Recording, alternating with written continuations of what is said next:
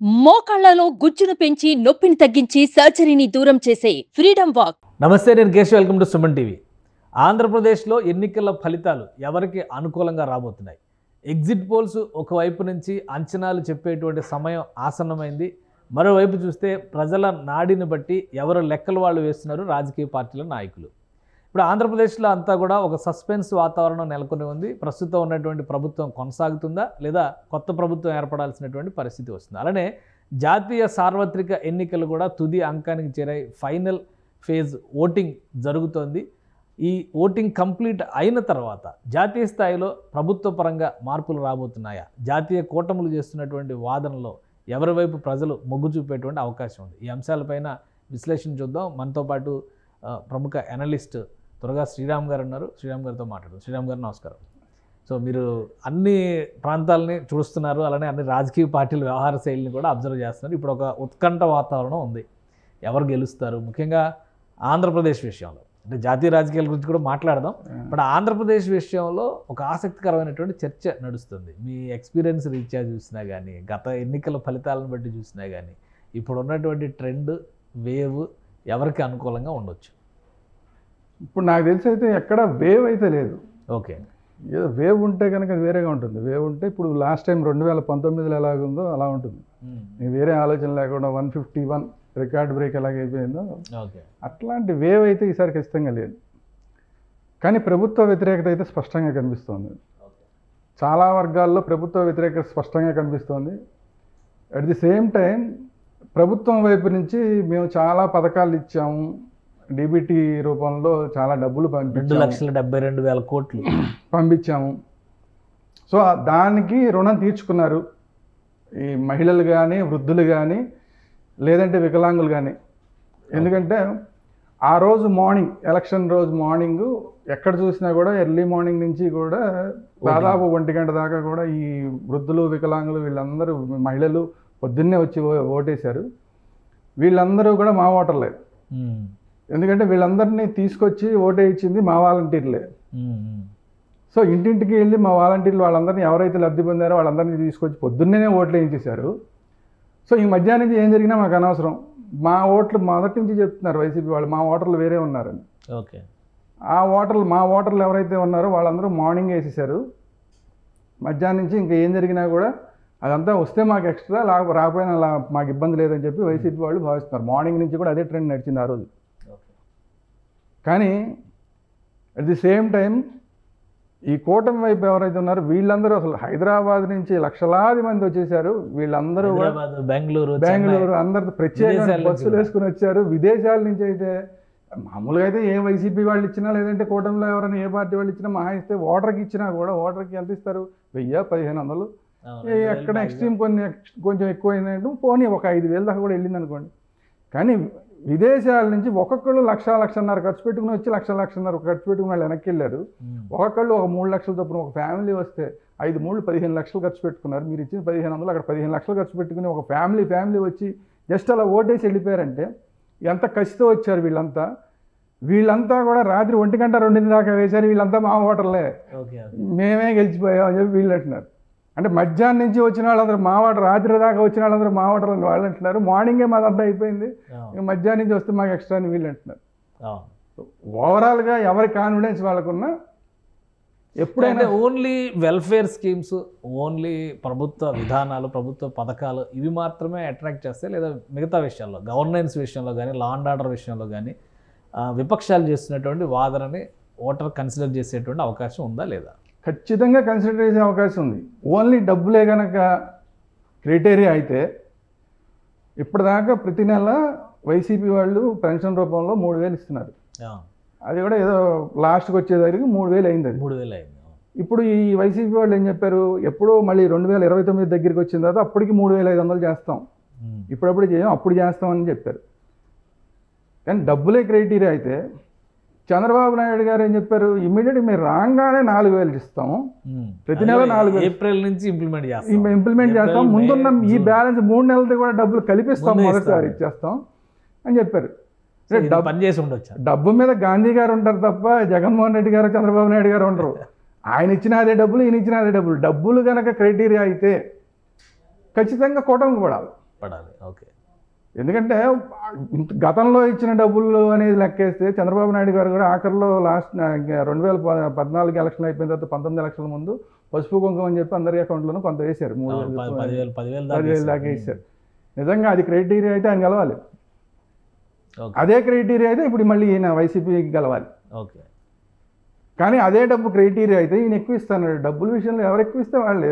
డబ్బు క్రైటీరియా అన్నప్పుడు ఎవరు ఎక్కువ ఇస్తే వాళ్ళే. అది కాక ప్రతి మహిళకి ప్రతి నెల 1,500 ఇస్తా అన్నాడు ఈయన. ఆ మాట ఆయన అనలా. ఈయన మహిళలందరికీ ఫ్రీ బస్ అన్నాడు. ఈ ఫ్రీ బస్ అనేది మనకి ఆల్రెడీ కర్ణాటకలో ప్రభావం చూపించింది. అక్కడ కాంగ్రెస్ గవర్నమెంట్ అదే ప్రామిస్ చేసింది, అక్కడ గవర్నమెంట్లోకి వచ్చింది. తెలంగాణలో రేవంత్ రెడ్డి అదే ప్రామిస్ చేసి ఆయన గవర్నమెంట్లోకి వచ్చాడు. మరి ఇలాంటివే కనుక క్రైటీరియా అయితే ఖచ్చితంగా ఇక్కడ కూడా మరి కూటమి రావాలి. మహిళలకే కదా ఫ్రీ. అందుకనే మహిళలు ఈ ఓవరాల్గా ఈ ఎలక్షన్లో మహిళలు ఎవరి వైపు ఉన్నారు, మహిళలు వన్ సైడెడ్గా వైసీపీకి వేశారు అనుకుంటే టఫ్ ఫైట్లు అవుతాయి. మహిళలు వన్ సైడెడ్గా వేయకుండా లేదా ఎవరు ఎక్కువ ఇస్తే వాళ్ళు అనుకుంటే ఇటువైపు వచ్చారనుకుంటే ఇటు వన్ సైడ్ అవుతుంది. కానీ మిగతా అంశాలు ఏవైతే ప్రభావం చూపించాయో, మహిళలు కనుక కేవలం వైసీపీనే కావాలి, మనకి ఇంతకుముందు ఇచ్చింది ఏదైతే ఉందో అది మనకి చాలు, దానికి మనం రుణం తీర్చుకుందాం అనుకుంటే కనుక చాలా చోట్ల టఫ్ ఫైట్లు అవుతాయి. కానీ అంటే మహిళల ఫ్యాక్టర్లో ఇంకొకటి కూటమి వైపు నుంచి చెప్పినటువంటి అంశం 3 గ్యాస్ సిలిండర్లు ఉచితంగా ఇస్తాం అనేటువంటి మాట. సో ఇది ప్రభావం చూపించడానికి అవకాశం ఉంటుందా మహిళల పైన? లేదంటే ఇవన్నీ కూడా Jaganmohan Reddy welfare versus Chandrababu Naidu promises అన్నట్టుగానే నడిచి ఉండొచ్చా? అదే అంటే చర్చ అయితే ఈ సిలిండర్ల మీద పెద్దగా చర్చ జరగల. ఇది కూడా ఈ ప్రామిస్ చేశారు, ఇంకా అనేకమైన ప్రామిసులు చేశారు. అవును. కానీ చర్చ జరిగింది దేని మీద జరిగిందంటే ఫ్రీ బస్ మీద ఎక్కువ చర్చ జరిగింది. ఓకే. ఈ 4,000 ఏదైతే ప్రతి నెల ఇస్తున్నారో మొదటి రాగానే మొదటి నెలే అంత ముందు బ్యాలెన్స్లు కూడా కలిపి ఇస్తున్నారు, 7,000 పెండింగ్ కలిపిస్తున్నారు. దీని మీద ఎక్కువ చర్చ జరిగింది. కానీ ఈ గ్యాస్ సిలిండర్లు అనేది కూడా మహిళల మీద ప్రభావం చూపించేదే. ఓకే. కానీ దాని మీద చర్చ జరగదు. అందువల్ల ఏదైతే చర్చ జరిగిందో అందువల్ల నేను అంటున్నా మహిళలు అనేది ఈసారి చాలా ఇంపార్టెంట్. మహిళలు ఎవరి వైపు వెళ్ళారు, ఆ మహిళలు వన్ సైడెడ్గా. ఏపీలో మహిళా ఓటర్ల పర్సంటేజ్ కూడా పురుష ఓటర్ల కంటే చాలా చోట్ల ఎక్కువ ఉంది. కొన్ని నియోజకవర్గాల్లో దగ్గర 50-60 నియోజకవర్గాల్లో మహిళా ఓటర్లు ఎక్కువ ఉన్నారు. ఓవరాల్గా చూసినా కూడా మహిళలు ఎక్కువ ఉన్నారు.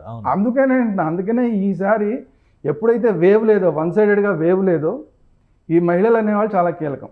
ఈ మహిళలు కనుక డివైడ్ అయితే ఈ ఎవరైతే తెలుగుదేశం గ్రూప్ ఉన్నారో వీళ్ళకి అడ్వాంటేజ్ కాదు. మేము వైసీపీకి వేసాము అని వాళ్ళు మొత్తం వన్ సైడెడ్గా వైసీపీకి వేస్తే వాళ్ళకి.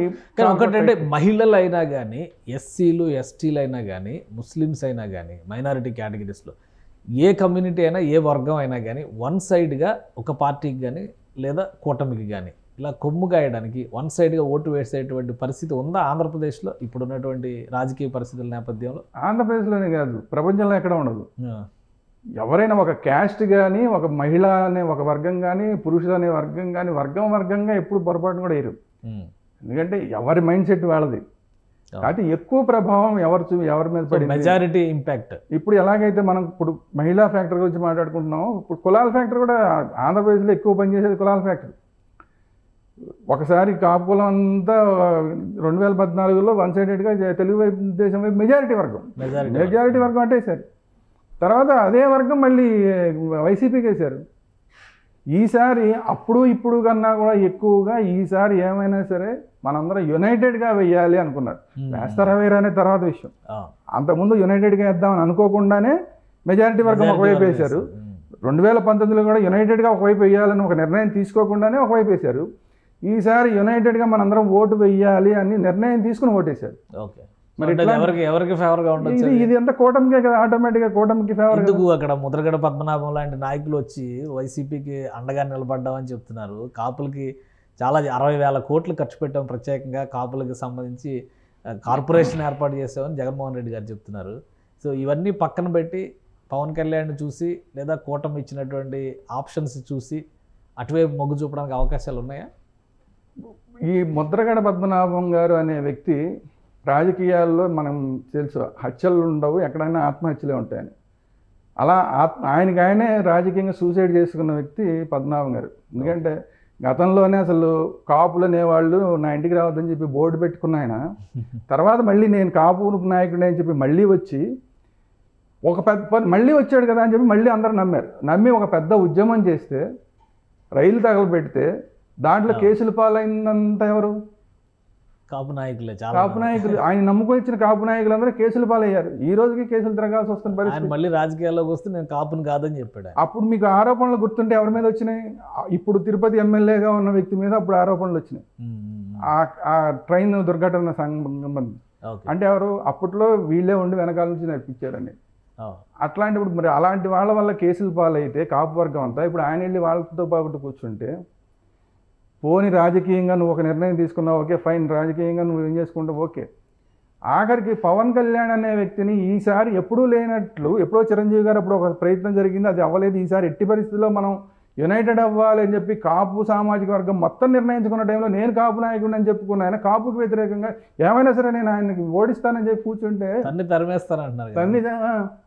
అని కూర్చుంటే అది ఆత్మహత్య అవుతుందా, ఏమవుతుంది రాజకీయంగా? రెండు. కానీ అంటే ఒకటే, ఇప్పుడు కాపులకి వచ్చిన బెనిఫిట్స్ అనేటువంటి కోణంలో చూసినప్పుడు ముద్రగడ చేసినటువంటి ఆర్గ్యుమెంట్, ఆయన చెప్పేటువంటి మాట ఏంటంటే అన్ని వర్గాలని కూడా సమాన రీతిలో జగన్మోహన్ రెడ్డి గారు చూశారు కాబట్టే జగన్మోహన్ రెడ్డి గారికి మళ్ళీ సీఎం అయ్యేటువంటి అర్హత ఉంది అనేటువంటి వాదన ఆయన తెరపైకి తీసుకొచ్చారు.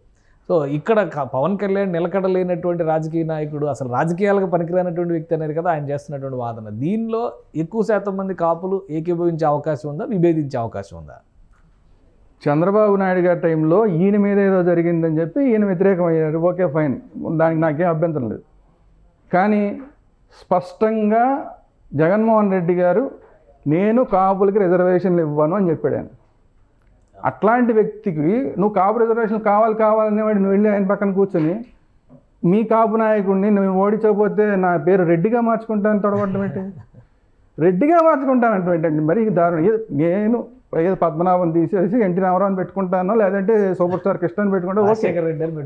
ఆ రెడ్డి ఎందుకు అంటున్నా నేను? రెడ్డి అని పెట్టుకుంటానంటే నువ్వు కాపు నాయకుడు అని చెప్పుకునేవాడు నువ్వు రెడ్డి నాయకుడు అని చెప్పుకుంటానని మాట్లాడుతున్నావు అంటే నువ్వు అటువైపు ఎంతగా వాళ్ళ వైపు వెళ్ళిపోయావు అనేది స్పష్టం అవుతుంది కదా. అప్పుడు నీ క్రెడిబిలిటీని నువ్వే తీసేసుకున్నావు. నీ క్రెడిబిలిటీని నువ్వే తగ్గించుకున్న తర్వాత ఒక జాతి మొత్తం నీ వెనక నడుస్తుంది.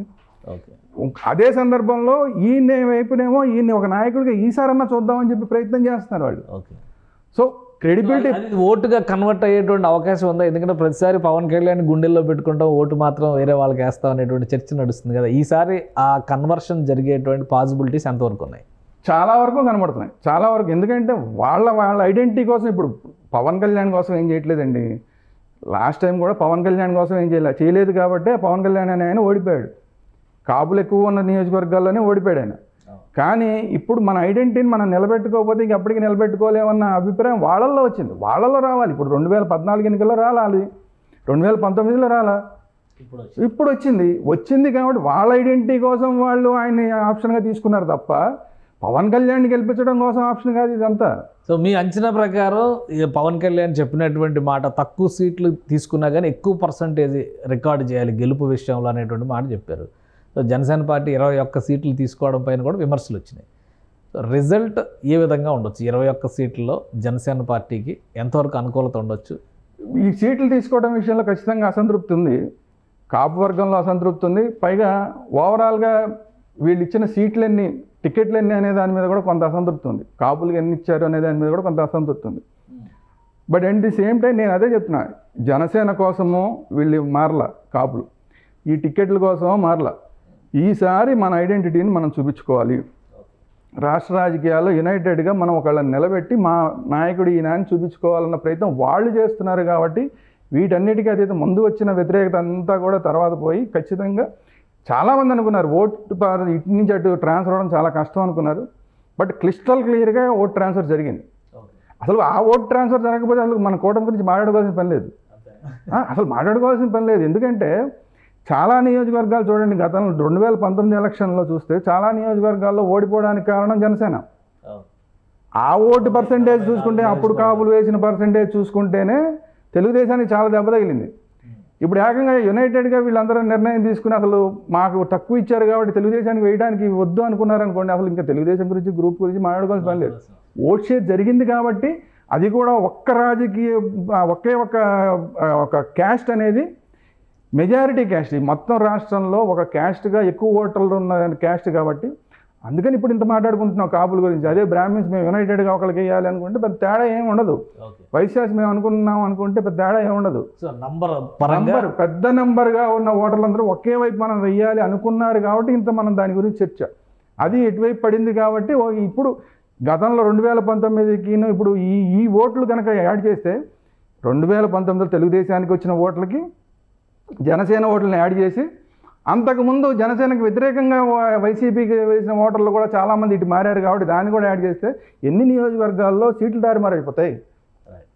అది అక్కడ కీలకంగా ఓట్ షేర్ ట్రాన్స్ఫర్ అయింది కాబట్టి మనం ఇంత మాట్లాడుకుంటున్నాం. లేదా అసలు జగన్మోహన్ రెడ్డి లెక్క ఏంటి అసలు ఆ కూటమికి ఎన్ని సీట్లు రావచ్చు ఒకవేళ అధికారంలోకి వస్తుందని అనుకుంటే కనుక మీ లెక్క ప్రకారం? అదే నా ఉద్దేశం ప్రకారం మహిళలకు చాలా కీలకమైన పాత్ర పోషిస్తారు. మహిళలు కనుక ఎట్టి పరిస్థితుల్లో వైసీపీకి వేయాలి అని మెజారిటీ వర్గం కనుక నిర్ణయించుకుంటే చాలా చోట్ల టఫ్ కాంపిటీషన్ వస్తుంది. సో ఎడ్జీలు ఎలా వస్తాయి అంటే 100 దగ్గరలో గ్రూప్ వస్తుంది. కూటమికి 100 దగ్గరలో 100 బిలో 100 ఇప్పుడు వాళ్ళకి కావాల్సిన మార్కులు టచ్ చేస్తూ గవర్నమెంట్ ఫామ్ చేయడానికి అవకాశం ఉంది. మహిళలు వైసీపీ వైపు ఉంటే. అవ్వకపోతే మహిళలు కనుక లేదు మాకు ఆయన ఇచ్చిన 3,000 కాదు, ఎప్పుడో ఇస్తానన్న 3,500 కాదు, ఆల్రెడీ ఇప్పటి నుంచి ఇస్తానన్న 4,000 5 సంవత్సరాలు తీసుకుందామని డిసైడ్ అయ్యారు అనుకోండి. ప్రతి మహిళ నాకు 1,500 వస్తుంది, ఆ 1,500 తీసుకోవాలని డిసైడ్ అయింది అనుకోండి. అప్పుడు 2019 రివర్స్ అవుతుంది. అంటే వేవ్ వచ్చేస్తుంది. ఇప్పుడు కాపులందరూ ఇటు వేసేసి లాస్ట్ టైం గుర్తుపెట్టుకుని లాస్ట్ టైం 40% వరస్ట్ సిచ్యువేషన్లో 40% తెలుగుదేశానికి ఉంది. అంటే 151 అంటే ఇంకెవరికి అంత స్వింగ్ రాదు. వరస్ట్ సిచ్యువేషన్లో 40% తెలుగుదేశానికి ఉంది. వరస్ట్ సిచ్యువేషన్లో జనసేనకి 7% ఉంది. ఇంకా చచ్చోపుచ్చ తీసేసినా కూడా ఒక 1% భారతీయ జనతా పార్టీకి ఉంది. నేనేమంటే భారతీయ జనతా పార్టీ యాక్చువల్గా ఎక్కువ ఉంది. ఎందుకంటే చంద్రబాబు నాయుడు గారి మీద వ్యతిరేకతోటి వాళ్ళ ఓటర్లను కూడా కొంత అటు మళ్లించిన మాట వాస్తవం వైసీపీ వాళ్ళు. ఆ పర్సెంటేజ్ ఎంతో కొంత ఇటు వచ్చింది అనుకోండి, 1%, 2% ఎంతో కొంత భారతీయ జనతా పార్టీకి వస్తే ఆల్మోస్ట్ 50% దగ్గరికి వచ్చేసారు. 50% టచ్ అయ్యారంటే సీట్స్ విషయంలో అది వరస్ట్ సిచ్యువేషన్లో దగ్గరికి వచ్చేసారు. అట్లాంటి సందర్భంలో ఇప్పుడు కాపులంతా యునైటెడ్గా ఇటు వేసేసి ఈ కూటమికే వేసేసి మహిళలందరూ కూడా ఇటు వేసేస్తే అసలు ఎక్కడ ఉంటుంది అసలు? అంటే ఇప్పుడు డిసైడింగ్ ఫ్యాక్టర్లో కాపు ఓటర్లు ప్లస్ మహిళా ఓటర్లు ఆల్రెడీ షిఫ్ట్ అయిపోయారు. ఇంకా దాని గురించి కన్ఫర్మ్ చేసుకోవచ్చు. వంగా గీత గెలుస్తున్నారు అనేటువంటి లెక్క చెప్తున్నారు. 6,642 ఓట్ల మెజారిటీతో వంగా గీత గెలవబోతున్నారు. కమ్యూనిటీ ఈక్వేషన్స్ పరంగా చూస్తే పిఠాపురంలో 90,000 ఓట్లు కాపులకు ఉన్నప్పటికీ కూడా ఎస్సీలు, ఎస్టీలు, మైనారిటీలు, బీసీల్లో కొన్ని వర్గాలు ఇటువైపు షిఫ్ట్ అవ్వడం వల్ల మేజర్ చేంజ్ జరగబోతుంది అనేది కొంతమంది వైసీపీ నాయకులు చేస్తున్నటువంటి విశ్లేషణ. సో ఆ లెక్క చూస్తే కాపులు కంప్లీట్ షిఫ్ట్ అయ్యారు స్టేట్ వైడ్గా అంటానికి అవకాశం ఉందా? అదే అలా షిఫ్ట్ అయితే మిగతా వాళ్ళందరూ చెప్పేది కాపు షిఫ్ట్ అనేది పిఠాపురం నియోజకవర్గానికి ఒకటే పరిమితమా లేదంటే మిగతా రాష్ట్రం మొత్తానికి? రాష్ట్రం మొత్తం. నేను అదే చెప్తున్నా. నేను ఫస్ట్ నుంచి చెప్తున్నా వీళ్ళంతా ఎవ్వరు కూడా పవన్ కళ్యాణ్ కోసం వేయట్లేదు, వీళ్ళంతా జనసేన కోసం వేయట్లేదు. కమ్యూనిటీ ఐడెంటిటీ ఈసారి మనం యునైటెడ్గా ఉండి మన వాడిని పైకి తీసుకురావద్దు. మనకు ఐడెంటిటీ ఉండట్లేదు రాష్ట్ర రాజకీయంలో. మనకి సరిపడా ఐడెంటిటీ అంటే ఉప ముఖ్యమంత్రులు ఇస్తున్నారు కానీ ముఖ్యమంత్రి స్థాయి వ్యక్తిని మనం నిలబెట్టలేకపోతున్నాం. దానికోసం మనం ఈసారి కృషి చేయాలని చెప్పి వేస్తున్నారు. కాబట్టి అది పవన్ కళ్యాణ్కి అడ్వాంటేజ్. మొత్తం ఒకటంటే రిజల్ట్ గురించి చర్చ జరుగుతున్న ప్రతి సందర్భంలో 2 కులాల మధ్య అధికార బదిలీ కోసం జరుగుతున్నటువంటి ఎన్నిక ఇది. కాబట్టి మిగతా ఎవ్వరు కూడా ఎమోషనల్ అవ్వాల్సిన అవసరం లేదని తెగ ట్రోలింగ్స్ నడుస్తున్నాయి ఇప్పుడు.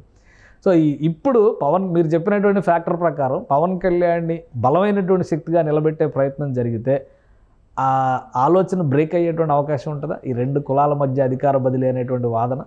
అందుకే చెప్తున్నా, ఈసారి ఈ తెలుగుదేశం గ్రూప్ ఎవరైతే ఉన్నారో వీళ్ళు గెలిస్తే దీంట్లో మెజారిటీ పాత్ర కాపులది. అప్పుడు తెలుగుదేశం కాదు మిగతా ఎవరు వచ్చినా సరే గవర్నమెంట్లోకి వచ్చిన వాళ్ళని వీళ్ళని కన్సిడర్ చేయకుండా ఉండే పరిస్థితి లేదు. అది కదా కావాల్సింది వీళ్ళకి.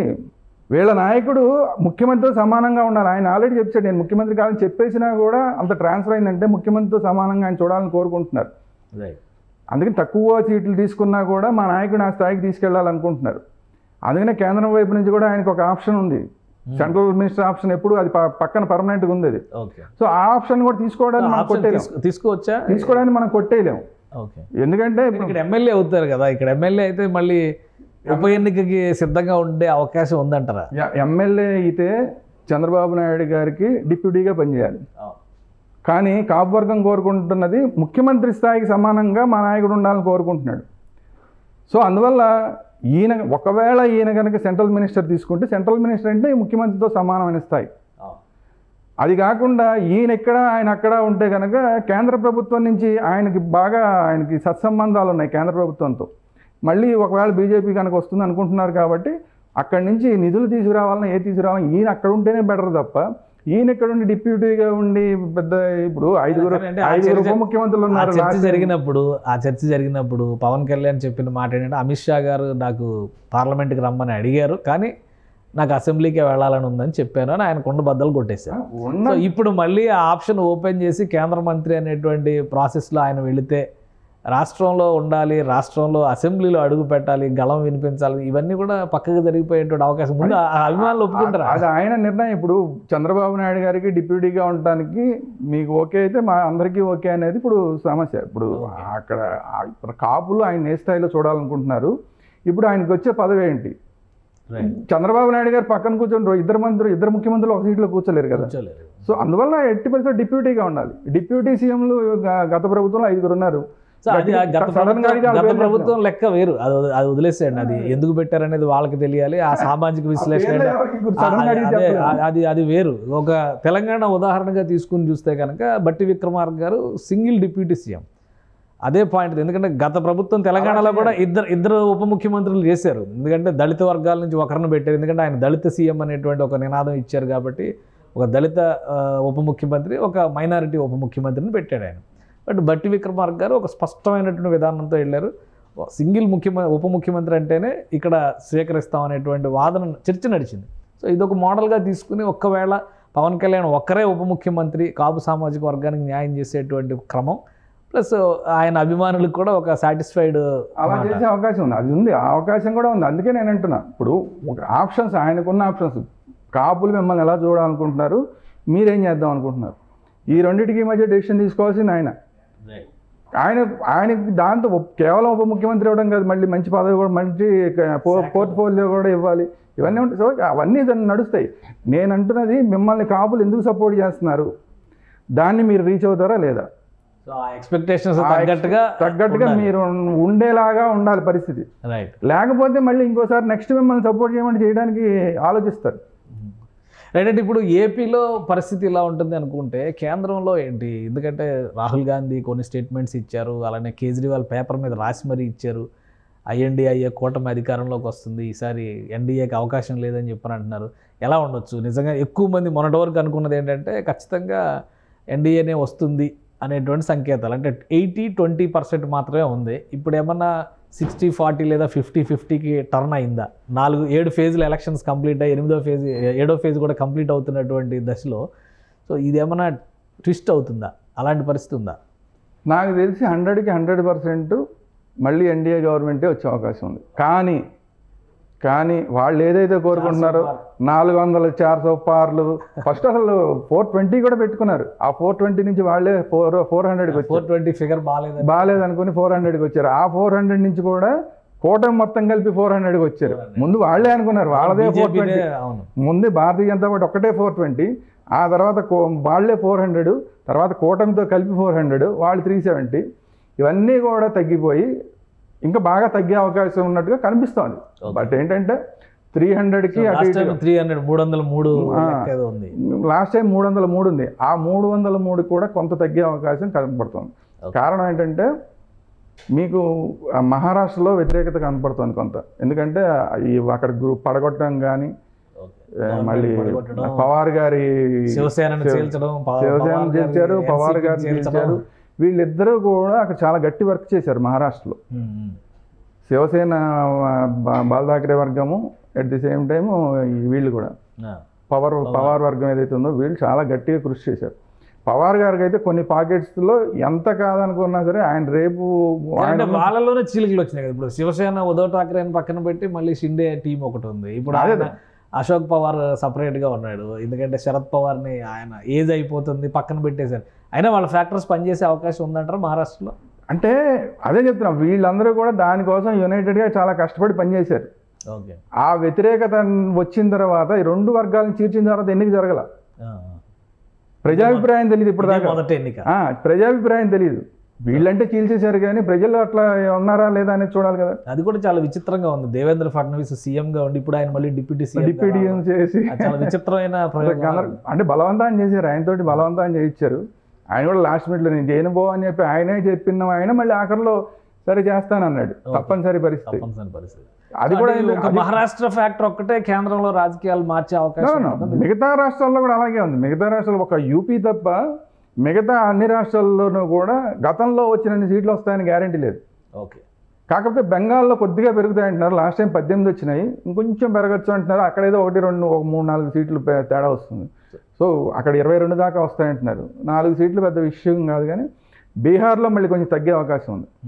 బీహార్లో కూడా ఈ మళ్ళీ ఎవరినైతే వద్దన్నారో మళ్ళీ ఆయనతోటే కలిశారు.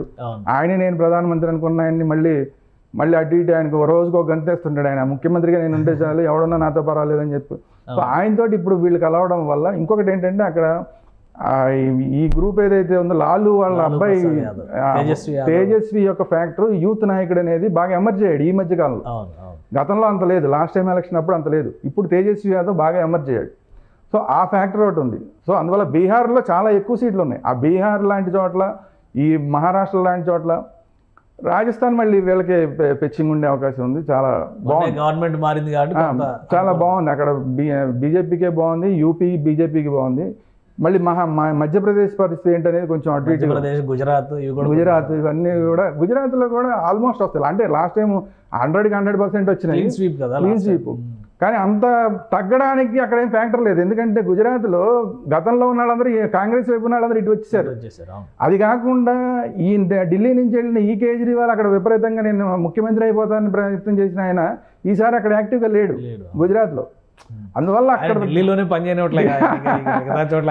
సో ఇలాంటి ఫ్యాక్టర్లన్నీ ఉన్నాయి. సౌత్ ఇండియాలో కూడా లాస్ట్ టైం కర్ణాటకలో మొత్తం స్వీప్ చేశారు. ఈసారి ఆ స్వీప్ చేయడానికి అవకాశం అంతగా కనిపించట్లా.